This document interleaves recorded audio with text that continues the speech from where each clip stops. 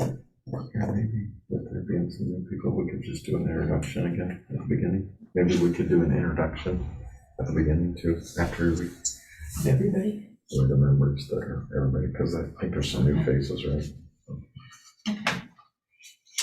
Why don't we go ahead and start the meeting, and while in the beginning, we don't have a full complement of people here yet, but perhaps we could make some introductions, because I see there's a few new faces showing up on the screen. I'm Karen Parkhurst. I'm currently chairperson of this committee, and this is Doug Finch. You all know Doug. He's the town manager. This is Sarah Reynolds. She's his administrative right hand. I'm Schwartz, former town planning board member. And can I ask you start with all of you to introduce yourselves, please? How about Pat Venezia, if we start with her? Hi, everyone. I'm Pat Venezia. I am on the CIC and also on the ECB. Just chime right in. Go ahead. I'm Pam Rushak, just a town resident.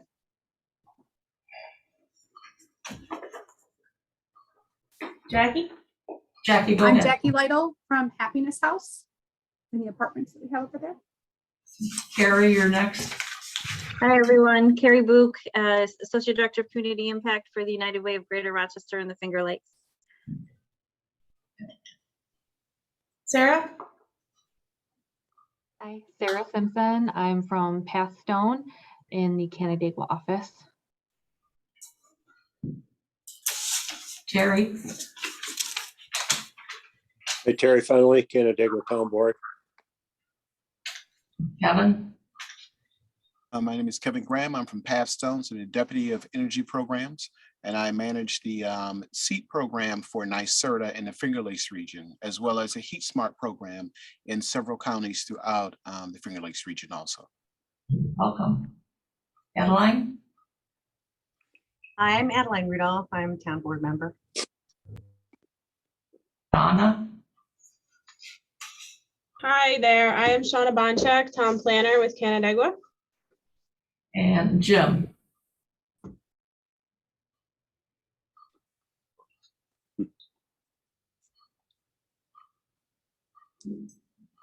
Jim, can you introduce yourself? We can't hear you. Well, let me introduce Jim if we can't, because Jim is been with us from the very beginning with some of our economic development groups and teams, and Jim is the original developer for Parkside Drive and a lot of the land that is around Blue Heron Park, including Blue Heron Park and some of those office buildings and stuff. Jim started a lot of that back in the day. And I know we had Lamar. And we also have Yvonne Chavez. Do you want to introduce yourself? Yvonne Chavez, town resident. Where do I look? Any place. Okay. Okay, so we may as well get started, and other people can jump in as they feel free to. There were a lot of people on the list that this was sent to, so we may see people coming and going. The first item, first of all, those of you who have been coming to these meetings all along, I'm sorry that Senator Helming is not here today, but there were issues with the schedule, and we decided to go ahead with some other items that need to be taken attention to.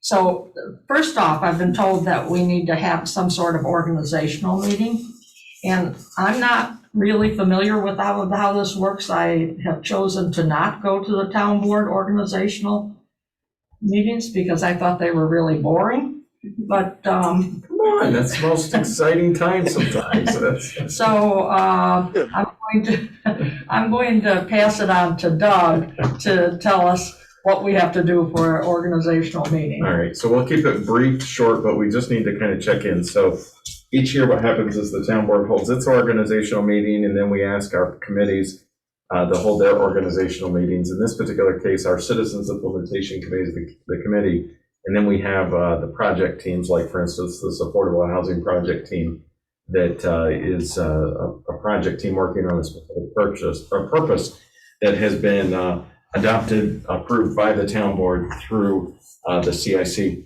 But one of the big things here, just kind of checking in from an organizational perspective each year, is making sure that somebody is helping to lead the charge. In this particular case, Karen has volunteered to serve in a chairing capacity of this team. And then just kind of checking in for the meeting dates and times, and anybody that wants to bring anything up, kind of just as a general check-in. So it's just kind of a great time for us to kind of just do that at the beginning of each year and kind of talk about that. So I guess what I would say is, if there's anybody else that would like to chair it, Karen, if you're willing, we should just check in and make sure that we've at least touched on that topic. So would anybody else like to chair? I see a lot of people jumping up and down. So. Can't write fast enough. Okay. All right, so I am willing to chair, and I co-chair, have been co-chairing with Matt Horn, who is a wonderful resource and a much better speaker than I am. So if you all agree, we'll continue to carry on until someone else decides that they want to kick us off and do something better. But if I go on with that, if we have a large number of people interested in this, perhaps we could break up some of the chores, the research that we do, and we could have some smaller groups that would work on something such as rental housing, sidewalks, transportation, stuff like that, or CDBGs,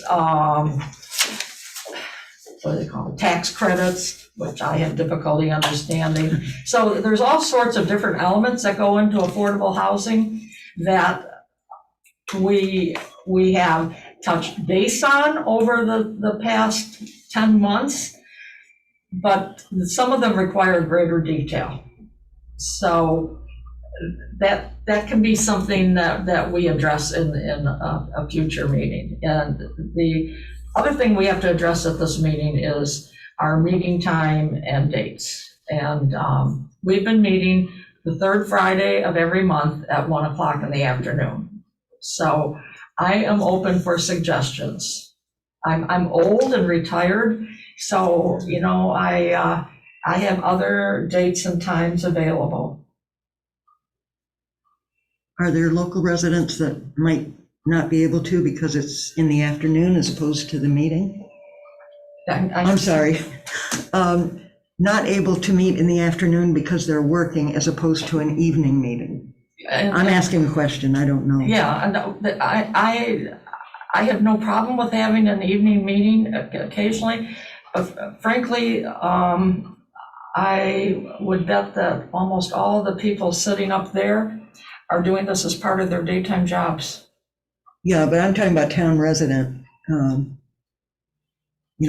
don't know. Maybe I know with other organizations debating that, they'll have like an evening meeting to see if people do come in. And we could have an evening meeting on occasion. Is that what you're asking? Or have a? No, I have no idea. My question was, are there town residents that might be interested in this but not able to attend? There has not been any communication from a town resident to that effect. There has been from one town board member.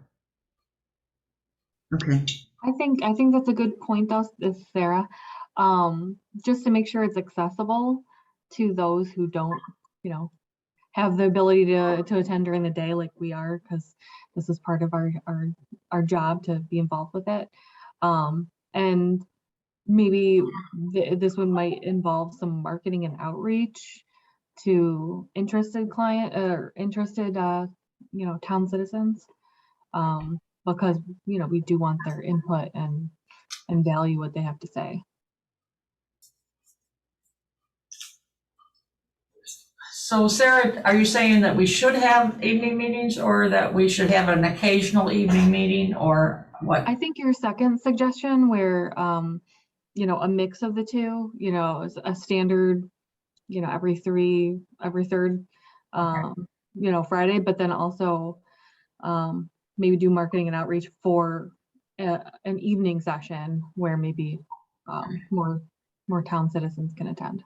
Okay, so I think also I think this might be part of a larger evening meeting that we might need to have. We've talked, I don't know if Sean is still on or not, but generally what we will do. I'm here.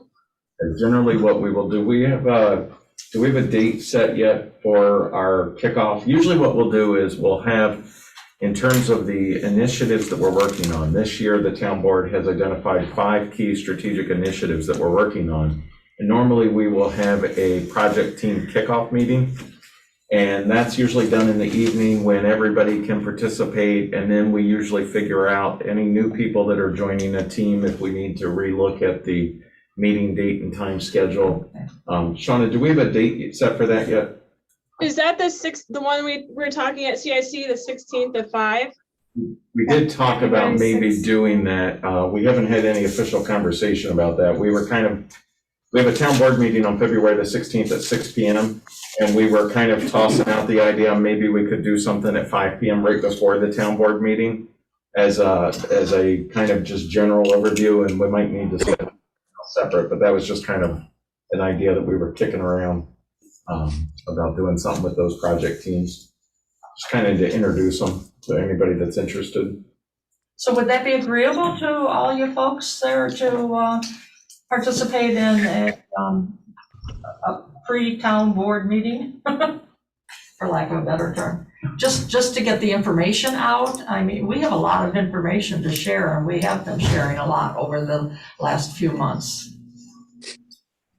Right, and as Doug said, and kind of to give more detail, this would be where all the other project teams would also be able to introduce themselves and give summaries of what they've done and what their goals are for 2022 as it relates to our strategic goals, our 5 strategic goals that are guiding us this year. I really appreciated the last project team kickoff meeting that we had. But I think if our goal is to somehow include people who work during 9 to 5 hours, having a 5 p.m. time for that is not going to help that.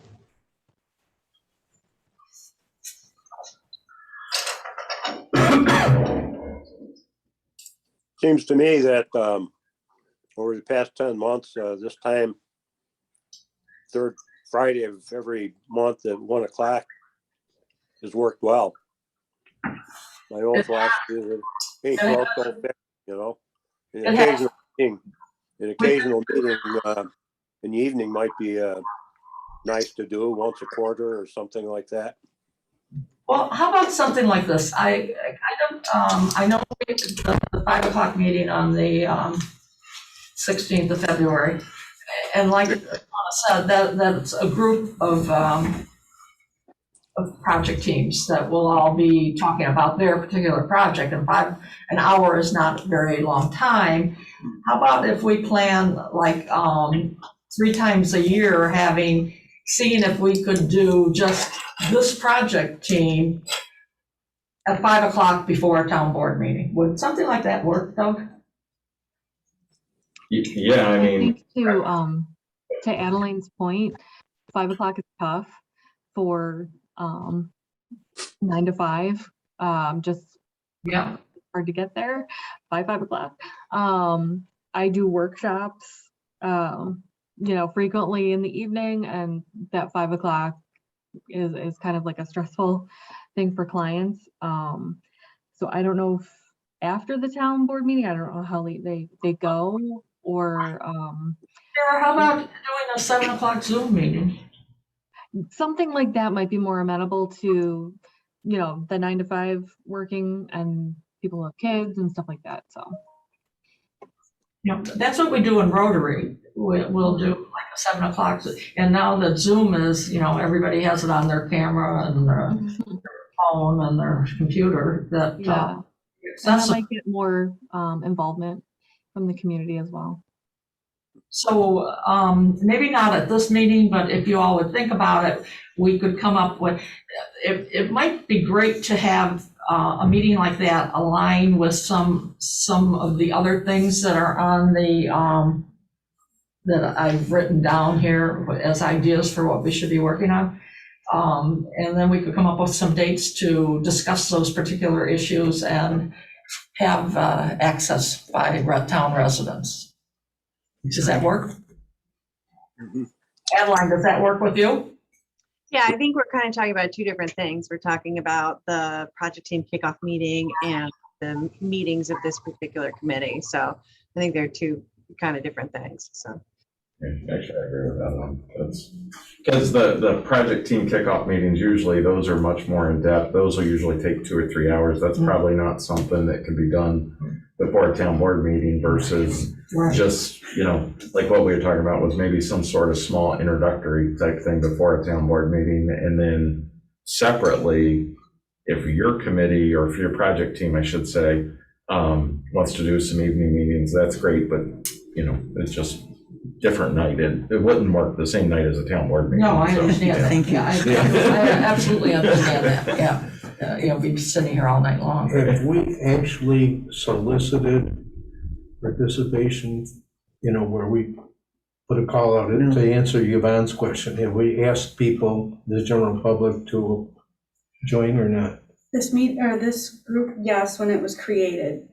Okay, so. There was How long an ago was that? announcement in the, Yeah, The these newsletter folks was- nicely it's their Yeah. business and their job, so it's great to have them during work hours, because we've got a lot of resources Yeah. yes, we do. remotely here. And actually, every year we do a generic call for volunteers if you're interested, and typically once a year we list, we give links to the website where they can see a list of all of our groups and say, if you're interested in any of these, we always welcome new faces. So But specifically this one, when it was created, just like all the other project teams, we did list it and ask yeah, for. we're not shutting out participants, I for think sure. this was No. created in 2020, wasn't it? It was, the town board approved it in 2020. And you sent out the notice, I believe, in early 2021. I can't remember, I didn't write down the exact date, but I went through everything Yeah, this morning. after they created it, we Yeah. would have sent it out. I'm sorry, I don't remember the date, but And then we did a, what do you call it, doodle poll?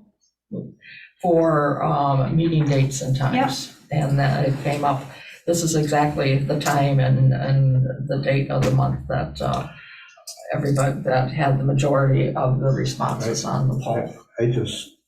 I'm thrilled that we have this many participants that are Oh, I am interested, and too, I yes. hate to, if it's not broken, don't fix it. Yes, I agree. We've had some really, we have new people here. And I just want to go through some of the things that we have done. And for example, the doodle poll was done on May 13th. We've talked with the Geneva Affordable Housing Authority. Andy Timon presented to us. We've talked to Ryan Wallace from the Solar Factory in Geneva, and he has been an active member of this group and it is very, very knowledgeable about the elements that contribute to affordable housing. We had Carrie Booth, from the United Way, who presented to us in particular about the ALICE program, which is asset limited, income constrained. Employed, yep. And it's a really interesting concept. I invite all of you to go online and just Google ALICE, it's right there. We've had Mike Manikowski from the Ontario County Economic Development, who has brought forth the experience that we in economic development in Ontario County consistently hear about workforce available, affordable housing.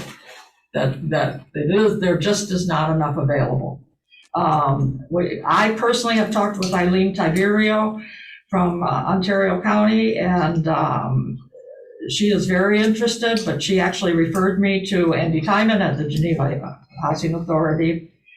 And I've attended a Wayne County symposium about rental properties and affordable housing. It was really interesting to get the viewpoint from the developer and the managers of rental property. We've talked to DeMarco contractors who are affordable housing advocates and are also very knowledgeable in particular. They had a lot of knowledge about tax credits, Fancy which I financing. still don't understand, but Tom here, I think he's got it.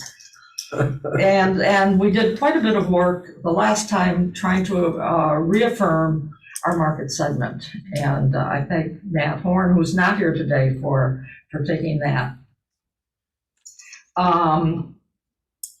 So it's not like we have sat and done nothing. We have that. We know we have to put a plan together to do some things. But we still need some more information. Doug, why don't you explain to everybody what exactly the strategic plan said about affordable housing? Yeah, sure. Let me, because I think maybe one of the things that everybody is maybe struggling a little bit here with is there's some aspects of this, like the research that you're doing relative to tax credits and grant programs and maybe zoning related things and those types of things that are more what I would call nuts and bolts. And then there's some pieces that maybe the general community might be more interested in. So I think that's one of the things to keep in mind too, as we talk about like night meetings versus day meetings.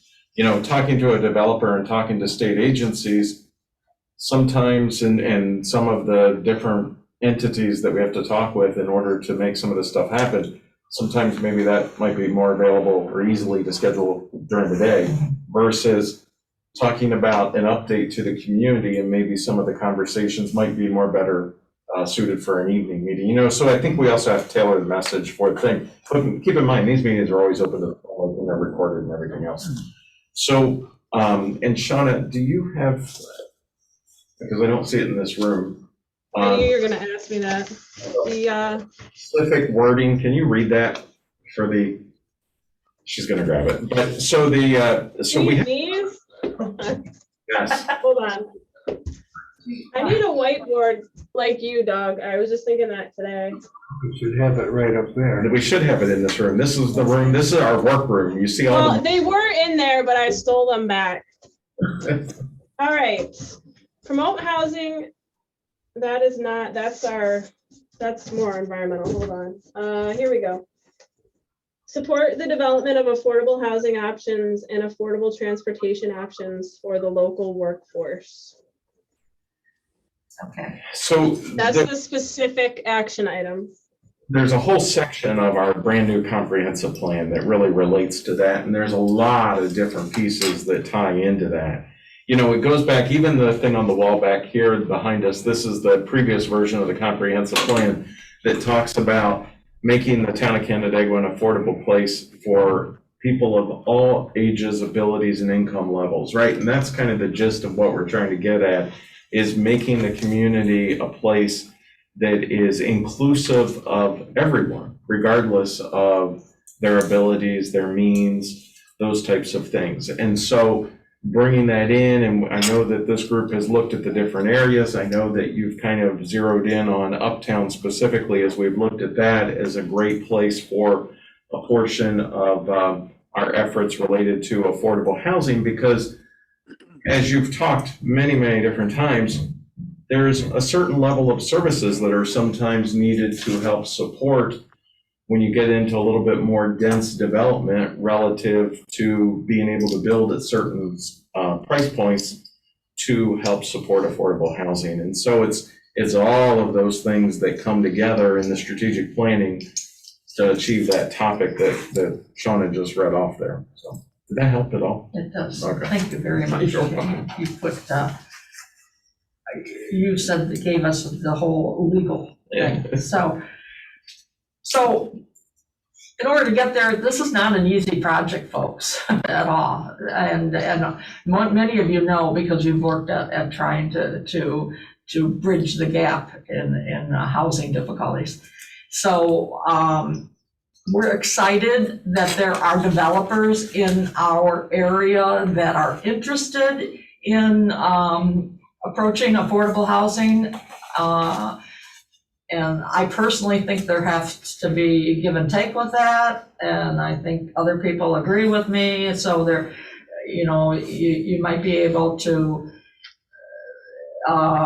convince perhaps an apartment building developer to have market rate and affordable, and get past some of that thing. But there are some issues that support affordable housing. One of them is CDBGs, community development block grants, which, yeah, I know how these work in a manufacturing environment because I'm on the Ontario County Economic Development Corporation Board. I do not know how they work in affordable housing. So I really, really would like to have someone that does know try to explain it to all of us, because I mean, some of you, Kevin, you probably know,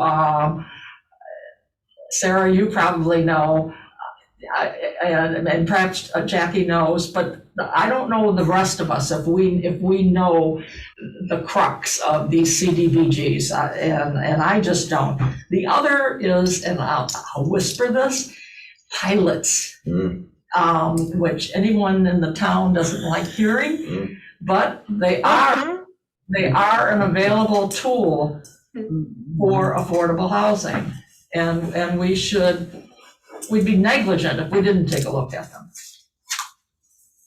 And the third thing are tax credits, which Kevin probably knows a lot about those too.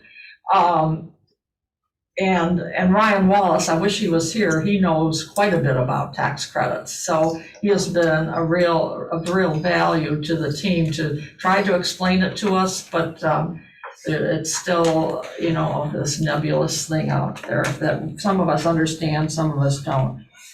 So those are the items I'm looking for to have someone come in and speak in detail about, to try to, because we're going to try to get information out to people, and in order to get that information out, it's got to be all the information, and because these questions are going to be asked, and to get people on board and supportive, we've got to answer the difficult questions and the easy questions. And I can easily say, well, you know what, everybody should have a place to live that they can afford. And it should be a good place to live, not a shack up along the expressway in Rochester or behind Walmart or wherever. Everybody deserves to have a place to live. Everyone in the United States deserves clean water. Living and housing and water are the two key elements to your life, so that's where I come from. Now, another thing we can do, and I really think that'd be kind of cool to talk to people about this now, is have a meet and greet between, as you know, most of you know, the uptown area of Canandaigua is the area north of Tops. Does that put it plainly? That's that corridor going up 332 that starts at Tops and goes up to Farmington Town Line Road. Am I correct in that? Does it go all the way up there? No, it goes up to it goes to Emerson Road. Emerson Road. So it's a very small area, but it has unique coding, right, Doug? Yes. So you want to talk about that for a brief minute? Sure. Let me just back up for a quick second. I'll talk about Uptown for a second here. So this is a journey, and those of you that know, we've got some new faces, so I just want to back up for a quick second. This is a journey building on, it's like building a house. We're building one step at a time, right? So going back to 2014, the town of Canandaigua started by doing a sewer master plan and an agriculture enhancement plan.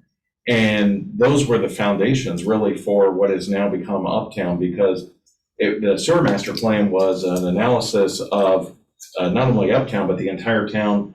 And specifically, the intent of that master plan was planning for sewer in those areas where development is most wanted, essentially, to really simplify it, and planning for not to have sewers in the areas where we don't want development, right? So that's why that whole sewer master plan was started like that.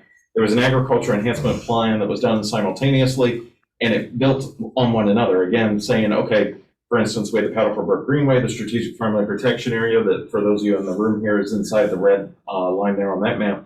That was saying, okay, these are the areas where we have our farmland and our strategic forest or our farmland areas, forest protection areas, another area behind me.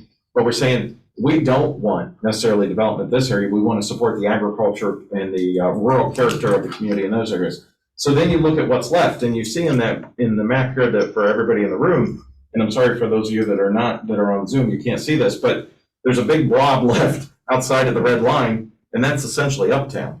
And so that's an area that was identified strategically of, okay, this area we can support development because we have the infrastructure in place. And that's what I say when building blocks, right?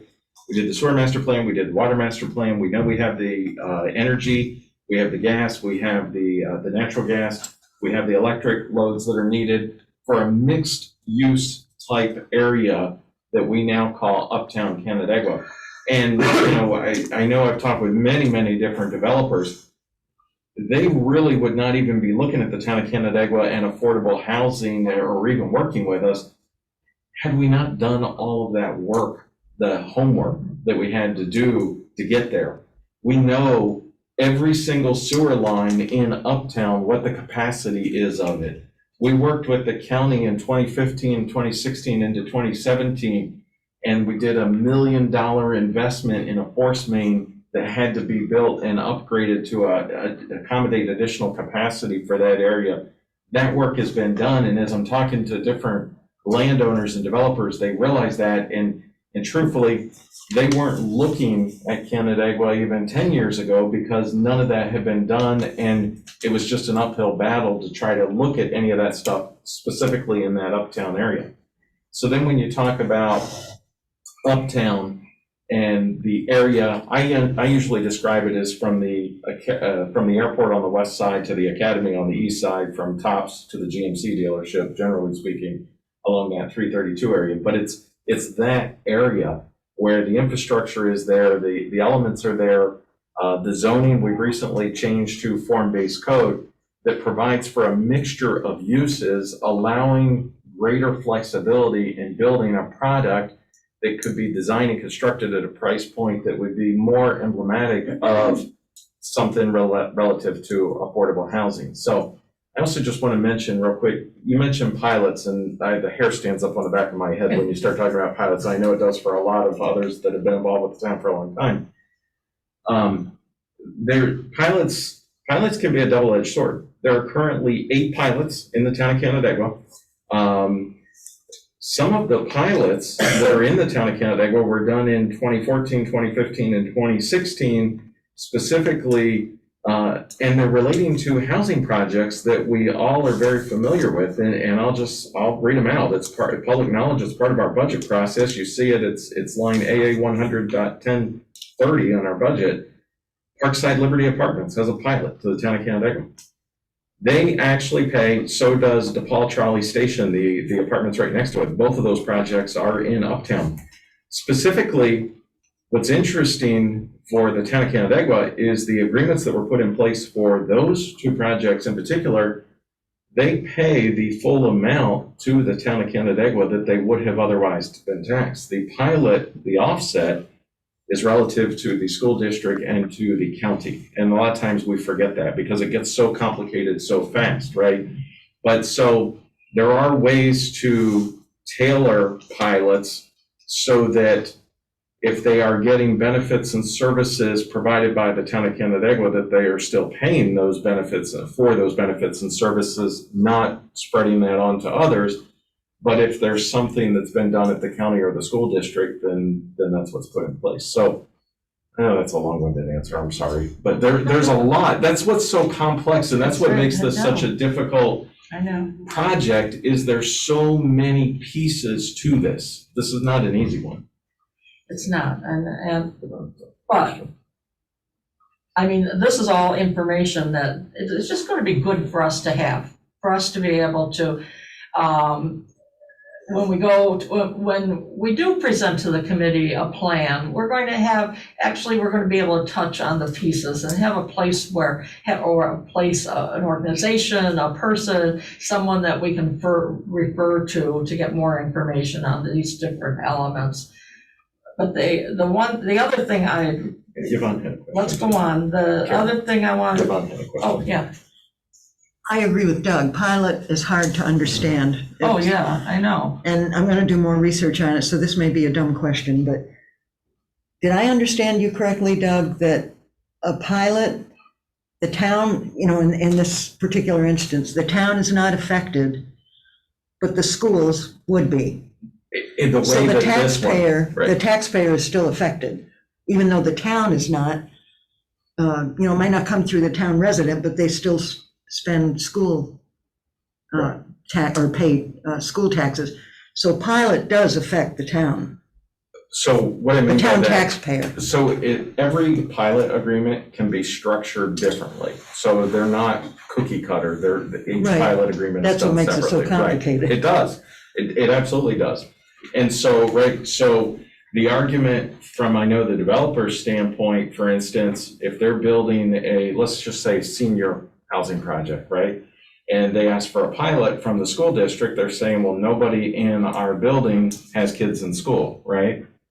So, and the argument that they'll make is, okay, the land today is assessed for $150,000. We're gonna build a $4 million project. You would be taxing based on the $150,000 school district, and you're not gonna get anything versus if we build and construct. That's the argument. Yeah. That's the back and forth. That's why, honestly, the politicians, the elected officials have to make that decision, and that's why those are always voted on, so. Yeah, but you can't say the taxpayer is not going to be touched by a pilot program. They might I not didn't be, say that they weren't Well, no, touched, that's but what yeah, I'm yeah. like, complicated. I'm trying to It is, understand it's it. super complicated. So right? the taxpayer is still affected by a pilot program, the town taxpayer. So is the town budget impacted? It Yeah, could be no, not the structured, town. possibly no, but it could be affected, yes. It all depends on the individual agreement. That's what, it's Yeah. impossible to, that's why you have to look at every single one of them individually. Yeah, I just wanted to be sure that I Yep. understood that correctly. Yep, yep. Thank you. Okay, that was a good question. Thank you, Karen. Thank you. I just wanted to maybe go back to the point of the CDBG funds. Has anyone else here had experience like operating a program, or has Ontario County or the town received programming funds from CDBG? So we actually have had a number of CDBG projects in the town. As Karen said, CDBG projects, there's any number of different, what I would call avenues for CDBG. There's CDBG relative to manufacturing and economic development. And so the town of Canandaigua has received multiple CDBG grant approvals for those manufacturing related projects that are tied to the creation of new jobs. There is also CDBG money for infrastructure improvements. The town of Canandaigua has received CDBG money for specifically, a few years ago, we did a sewer main on Mobile and Purdy Road. That was a CDBG grant to help install sewer in that area, in an area where they met the income qualifications, because that's what a lot of CDBG ties to, jobs related to certain income thresholds or current income levels. So there's that piece. And then there's now, they've added a new category, CDBG CV, which is COVID relief and cares. We've been working on that. And then there's CDBG for housing. And we actually, actually, I know we have somebody from Happiness House, but we have done projects in the town of Canandaigua, CDBG Happiness House, DePaul Trolley Station, and also Liberty Apartments. Those are our three most recent CDBG housing-related projects. So it gets very, all of it gets so complicated. You have to follow it and be involved with it regularly. It becomes very hard even for us to manage and keep on top of. And there's very specific requirements with each one of those programs. But we do have the ability. Canandaigua is on the radar, is what I would say, for CDBG. There are very specific individuals for these programs that run the CDBG. CDBG for the state of New York is run by the New York State Division of Housing and Community Renewal, HCR is what it's usually abbreviated by. And there's a great team of people there, including a local regional rep that is very familiar with Canandaigua. He comes to every one of our ribbon cuttings and groundbreaking ceremonies in Canandaigua when we do these CDBG programs. And we are on the radar is what I would say. I was just in Rochester in a meeting about right before Thanksgiving, I think it was, involving a piece of property where there's a developer looking at a piece of property in Uptown, and it includes CDBG. So yes, we do have some experience with it. But again, it's very specific to certain things, and it's always got a income related tie to it. But is it competitive? Yes. It's because that's what I have read. Yes, That it's also, they're awarded on a competitive basis. Jackie's nodding. Yeah. Okay. It's competitive with projects. It's also competitive with regions and state. And I did see that, and Yeah. there is a map of which municipalities are approved. Right. So Pre-approved for CDBG. right now, I know of 3 projects in the town of Canandaigua that are competing with one another for CDBG money. That's how competitive it is. So. And so, I'm glad to know the history, just so I kind of have an idea of what projects. And I'm definitely involved with, the housing and community renewal, but kind of more like on the housing counseling side.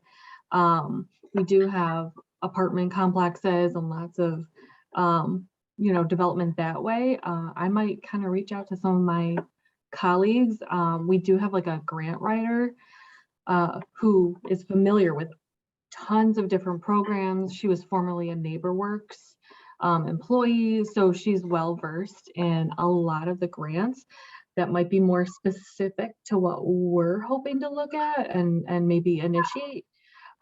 So if that's something people might be interested in, I might reach out to her and see if she would maybe see what we can do to be more competitive, or some of the basics about those types of grants for like affordable housing and maybe what projects we're looking to do.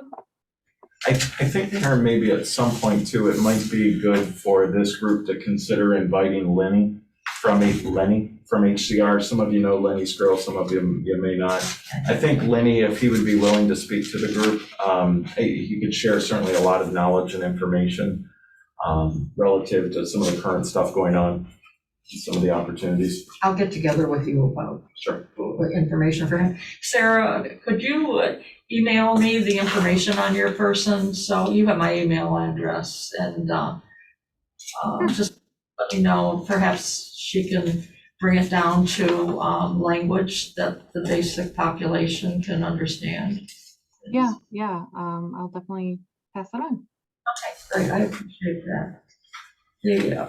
And I'd like to add on to that. I mean, the other part of Fast Stones here is that my particular, the job that I manage for NYSERDA, being the community energy advisor person in the Finger Lakes region, we help those customers, small businesses, property owners who are looking at and trying to improve the quality in their homes. If they're looking at trying to reduce their carbon footprint, improve the energy efficiency of their homes, letting them know the programs and grant opportunities that are out there to help customers make the upgrades to their properties, to improve them, to install. And as New York right now, we are moving towards electrification, getting rid of fossil fuel. And to do that is going to take a push to upgrade the type of heating unit systems that most people have inside their homes.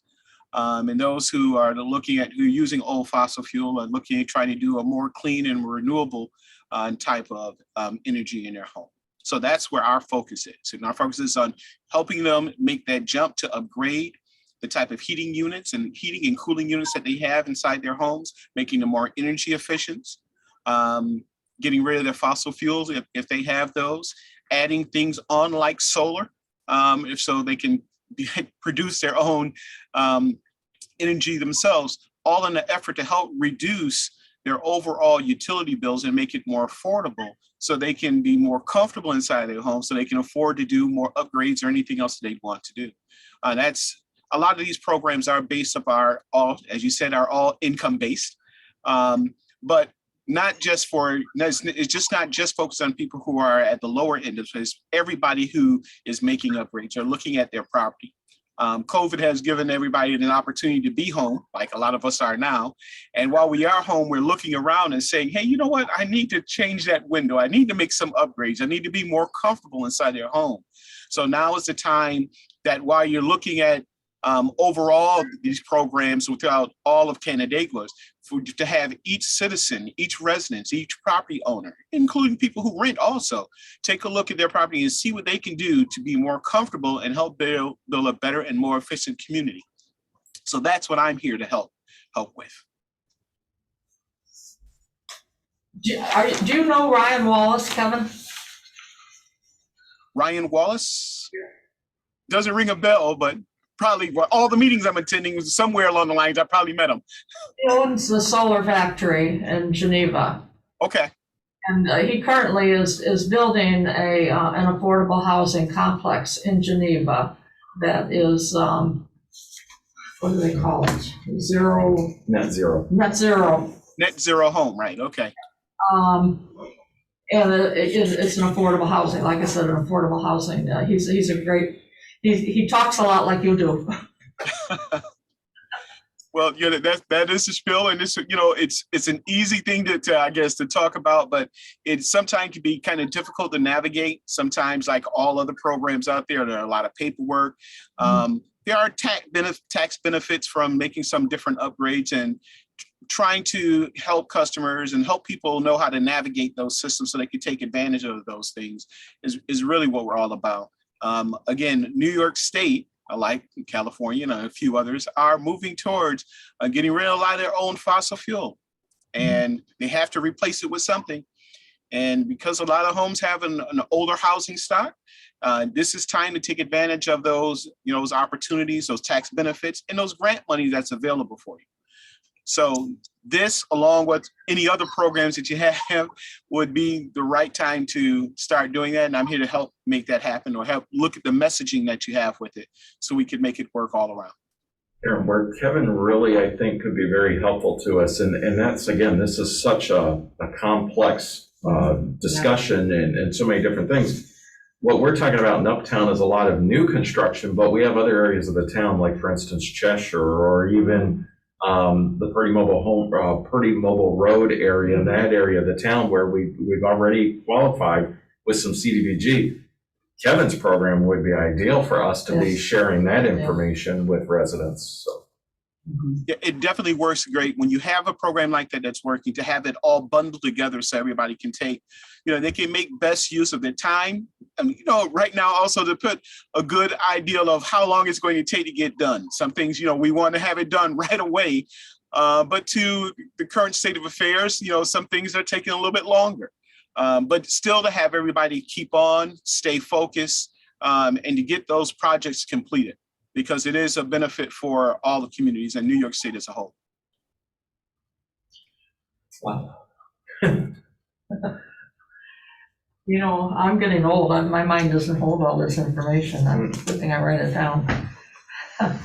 That's Kevin, we're really interested in what you have to say. Didn't I read that there's some money? Is there, it must have been when I was reading about CDBGs, that there some is geared toward what you're talking about, correct? Is that right? I don't retain everything that well. Okay. Again, right now, it seems to be a lot of federal money coming out there, a lot of state money that's out there, but they all have their own caveats and their own catch, what you need to do to qualify to be able to receive those funds. But if we have an area that is already qualified, is that what you're saying? Right. If you have an area that's already qualified, you might have one that's already designated and qualified. So the residents in that area may already would qualify for these different programs out there. It's making them aware of it so they can take advantage of those opportunities.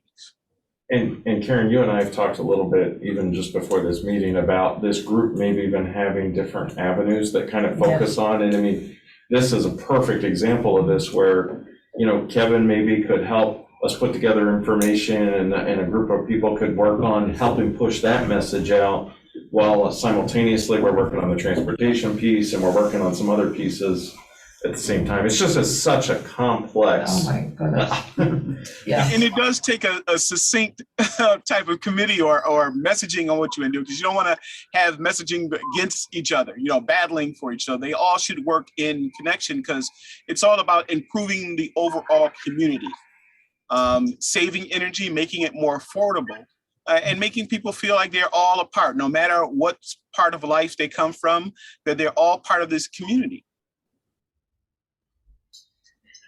We're gonna be in touch with you. You're in our headlights. Wow. Okay, so is it too early to do a meet and greet? Well, I mean, I mean, what Kevin's talking about is the perfect, what I would say, night meeting, marketed, specific, getting information out to residents of the town of Canandaigua. They would have an interest in that. Mm-hmm. And specifically, I mean, like what Kevin's talking about, we could do a meeting, for instance, in Cheshire. We already know, we've done an income survey of Cheshire. We already know, right, you know, that fits within the LMI. So, you know, that becomes low-hanging fruit, right? That's one that we could go after and we could say, hey, here's a program, here's an opportunity, versus I don't know how many residents are interested in, some will, some won't be interested in understanding the infrastructure, the dynamics of working with developers and that kind of stuff, right? Right, I agree with, that's a good point. Put them down there as doing something like that. So, you know, one of the things we've talked about is having a meet and greet between landowners in the uptown area and potential developers of affordable housing. But in here, listening to Kevin talk, it sounds like we could use meet and greets in more than one area. Because this is one particular area that's really more focused and applies to limited people in the town. So we should consider this.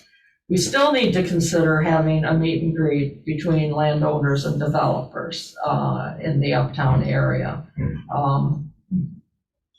Does anybody have any comments about that? I mean, you know,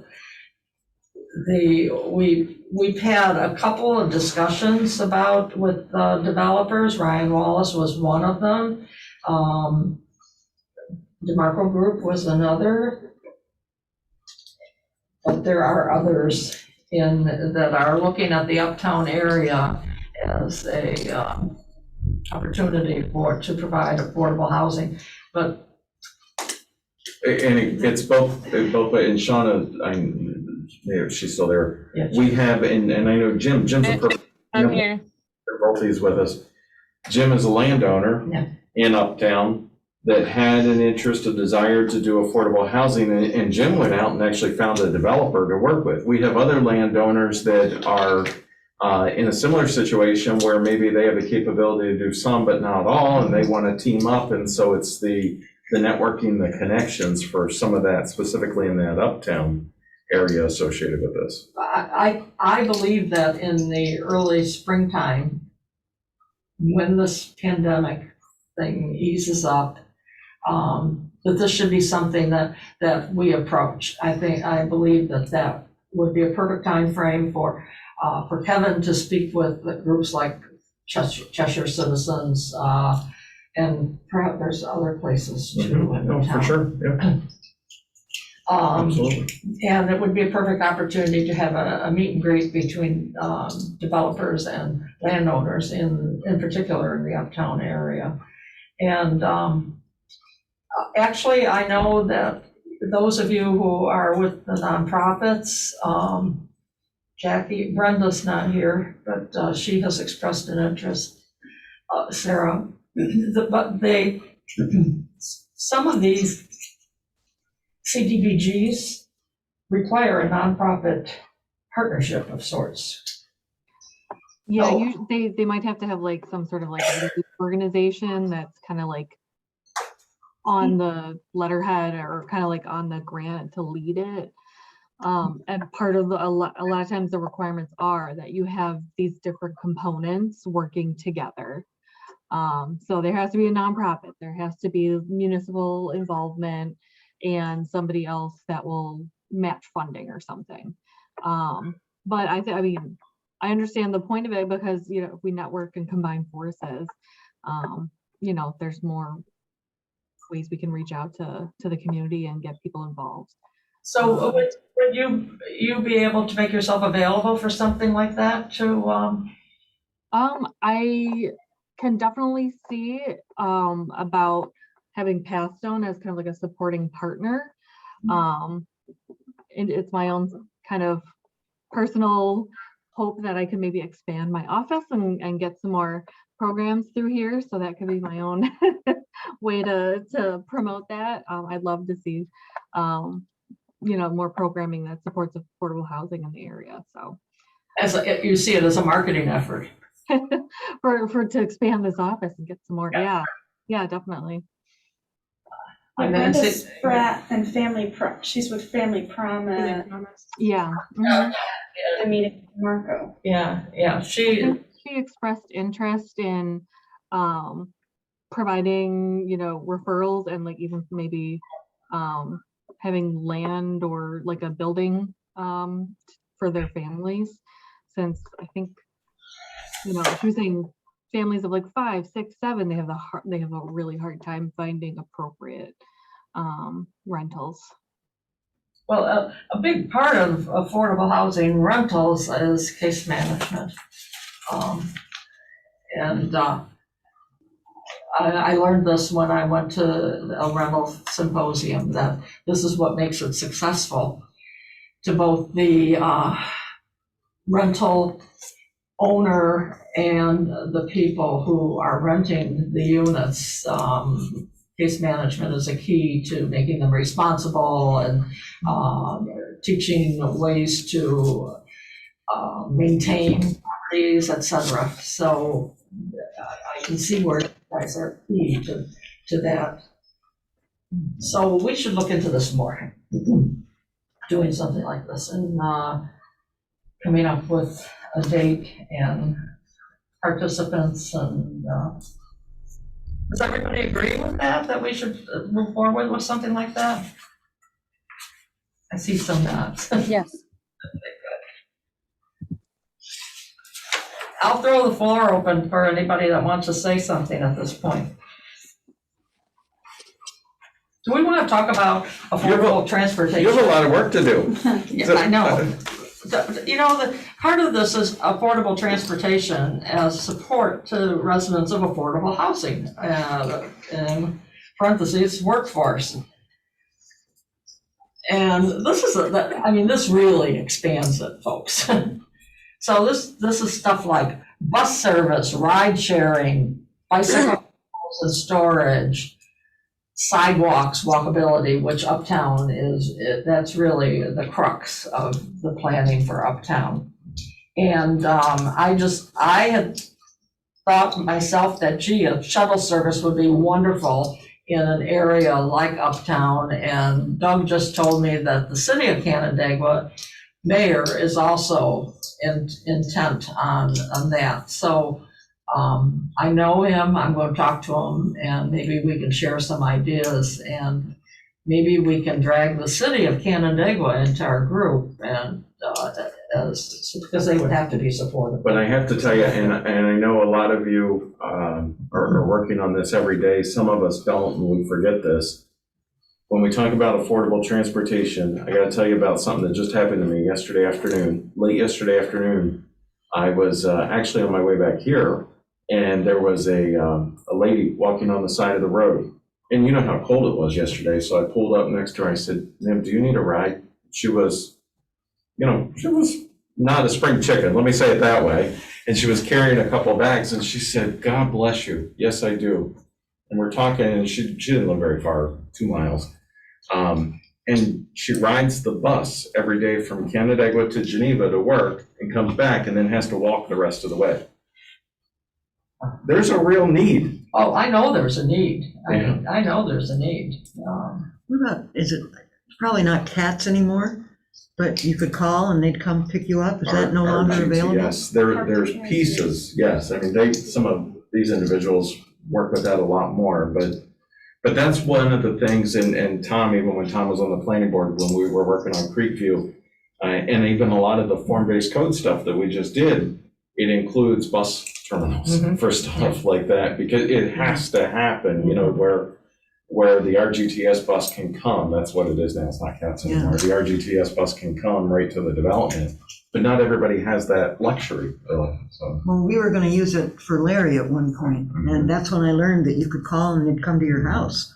So that's why I was asking, is that still around? You can do that, but I think we will find that when we have affordable housing units, and I'm thinking more in terms of apartment units, but I know there's also a housing development that's in the works. That's when you need regular bus times and where you can hop. I mean, you can go to, there's many cities, there's many smaller communities where you can go to, and they have hop off service. You buy a ticket, and sometimes for poorer people, they actually have ticket giveaways for that type of service, and or subsidies for that type of service. This is what I'm thinking of when I say bus service. I'm not thinking of calling an RTS or whatever they call it, bus, and saying, "Come be at my house at such and such a date." I'm thinking of having a bus stop there, having a bus stop at Tops, a bus stop if there's a place by Blue Heron Park, things like that, where they know that there's always going to be bus there at 8 o'clock in the morning and 3 o'clock in the afternoon and 6 o'clock at night. That's what I think is critical. I remember it years ago that was talked about, and I can't remember if there was a trial and it didn't work out, but I would think same company. It's not CATS anymore, is it? I can't remember. Whatever, it's a bus company, I think, and wouldn't they be available to at least see if it works now? We need to bring that back, I think. We should. I'd like to comment on the transportation piece. I think it would be helpful for us to talk to, or I can start this conversation, talk to Ontario County and see what they've done, county planning for a countywide transportation study, because a lot of this work has been done because there's so many layers of transportation and public transportation and who funds it and where it is. This is like Pandora's box in a good way, but I think we could spend a lot of time talking about hypotheticals, but I think a good place to start would be Ontario County planning. Doug, what do you think about that?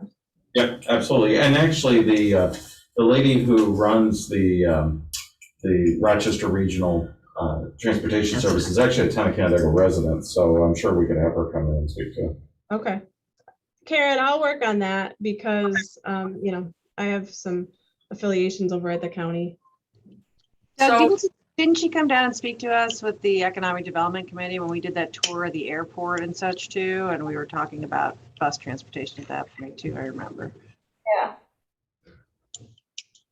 It would be good for this team to hear about transportation since it's supposed to be part of our focus. So I'll talk to you, Sean. And it's been a few years. That's an update. Okay. So. Right, she had lots of information to share before. I'm sure things have Yeah. changed since then. Okay, anybody else have anything they want to throw out to us that we can be working on? I'll try to just keep this brief, but just because I'm on lots of different types of listservs and newsletters, there are some kind of random out there grants that are on offer from time to time. People don't think about USDA frequently, but they do have their own mortgage products, and they do offer specialized, like very specialized programming. I think they just came out with one the other day that was subsidy for small scale farming. So that might be an avenue too, just kind of looking into some of the other grant sources and opportunities that could be out there. And then real briefly, just because we're about the affordable housing, I just want to make a note that the moratorium did end on January 15th. So we haven't seen a mass eviction quite yet, but we may start seeing some of the effects of the moratorium ending in the next couple weeks. Yes. So you're saying there's some difficult times ahead? Yeah, I hear that, yeah. That's, well, you know, I can't thank everyone enough for participating on this team, because it is such a critical need, and it's needed everywhere, not just in pure communities, not the inner city of Rochester. It's needed everywhere, and the best type of community is a community that can support everybody that wants to be a part of that committee, not just one income level versus another, or age group versus another. So, and that's what we're here for. But I think we're moving forward. I'm not sure we're ready with a plan yet, but we're moving forward. So I'm going to be in touch with Kevin, and we're going to talk more about meet and greet. Shauna's going to set up something on transportation. Oh, we got a list. We're going to work on. So for now, are you okay with having our next meeting the third Friday of February at 1 o'clock? Which would be February 18th. I don't have a calendar. I'm opening it. February 18th is the third Friday. Yep. February 18th? Okay. Anybody else have something they want to share? Yeah, this is Pam Rushek. Just listening to everything, there's such a vast amount of knowledge of the people that are on this committee. And it's almost like I'm sitting there, I'm trying to write notes and going, oh, this person has these resources and these resources. Is there some way that they could share those resources so we could sort of consolidate and have a listing of all the different grants and stuff if we look at making it available to the public? Say like in Cheshire, you know, and Kevin was talking about some of those things. I mean, there's a lot of information out there, and would it be one thing for us to see if we could make it more accessible, that information to the people out there to avail themselves of some of the grants or the programs that are out there? I mean, there's some of the stuff I've never heard about. I mean, it's amazing that there are so many things out there that people can avail themselves to do if they knew, A, that they were there, and B, how to access it. So I don't know, maybe that's part of something that as this committee is to help people access some of those resources. I really love that, because I'm trying to develop that right now, at least for like the housing with FLACRA in the Finger Lakes Housing Consortium. even like the members who are in all like the nonprofit agencies and in the housing world, we were all like, I don't know where to go either. And we're in the process of developing like a quick referral site. I will say for now, 211, Carrie isn't here, she had to leave, but United Way, they do the 211. So if you need more like social services rather than like 911, it's a great resource because they can refer you to a variety of different assistants. You know, there's assistance out there, but I think that's a lot of what the community, as well as even like the agencies, like us included, we we want to know more about like what's out there. So I think that could be another component as well, is the marketing and outreach Use a web opportunities website. that are available locally. Yeah. So that is such, both of you, that is such good to hear, information to get back. Remember when we had the thing at the Cheshire Fire Department? What was that? I can't remember. They did something that they did a history update. And, Right, but that was associated with a grant that we received specifically. because an event like that would be great, where we could have the different agencies available, their information packets available. Oh, we could definitely do an event like that. You're talking about like an event, but I think Event. one of the things, to Sarah's point, and I've experienced this myself, you have to find stuff in so many different places Right. that maybe we could just even start simple with a web page on our own website, just one of the pages where we just start adding And I stuff. agree. Because it's going to take a while just to bring everything Right. Just together. in the last year, we've accumulated a lot of Yes. Right, stuff, knowledge, right. resources that should be should be available somewhere. And so, Sarah and Pam, what would you What think about about this? something like that on our webpage? Yeah, I've got- If we had a whole area Sure. devoted to, to. Pat Stone enough information, irons in the fire. habitat information, nice I survey. would love that. I know in the I get the emails, like the newsletter, there's that last page, I think, that Yeah. I don't know if it's from United Way or 211, but I thought that was really nice to include in there. But yeah, having just resources and the local community and agencies that are here, we'd love to serve you. But more promotion. Yeah, and it would be nice, because I'm listening to all these different people talking. I actually started trying to do a Venn diagram, and there's so much crossover.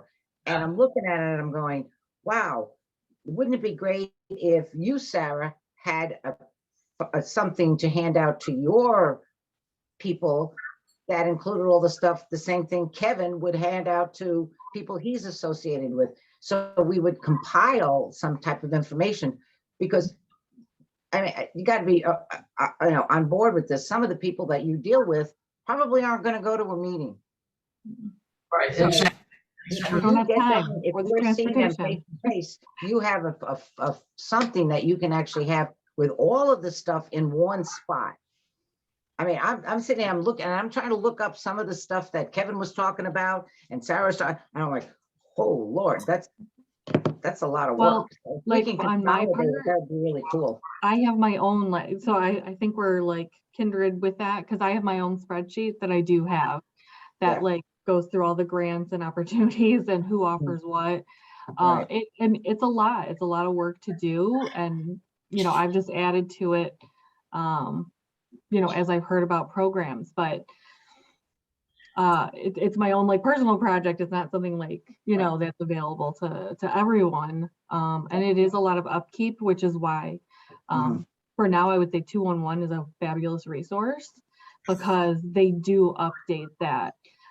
If you ask Carrie from United Way, I mean, she gave a presentation to the Ontario Housing Consortium, and they have a website right on there. If you have an agency and maybe you have a new program or funding source, you can go on there and update the profile with them.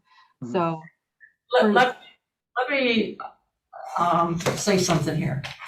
and I see where both of you are coming from. You want a place where individuals can go and find the information they need to support their own needs. However, if it were possible to have a group event, I would hope to attract business owners, business managers, because I can tell you personally, Sarah, I learned about Pathstone in my position as a CFO of an organization.